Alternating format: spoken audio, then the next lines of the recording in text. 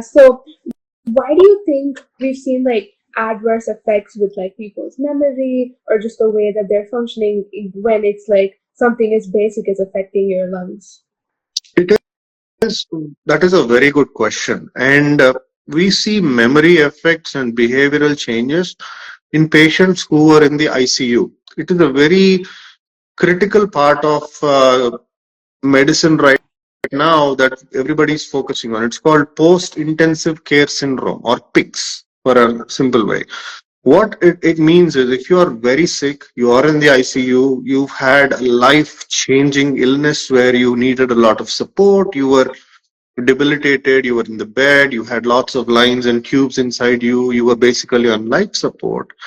What happens at that time is all that inflammation, all that acute illness causes you to have some degree of neurological change. And we notice that about 30 to 40% of people, even after a year, after they've recovered from this, they tend to have memory issues. Some family members also report personality changes.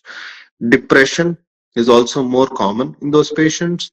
If the patient is elderly, let's say they were 75, 80 years old, had early dementia, dementia tends to accelerate quite quickly as well in patients who are so sick, so ill in the ICU. Does that answer the question? Is that what you were asking for? Yes, sir. I think that was, yes, I think that's a good answer. I think it's like a bit clearer now. Thank you so much. Absolutely. I think it's very complicated, and I feel like we need to do more research in this aspect to figure it all out. Yeah. Absolutely.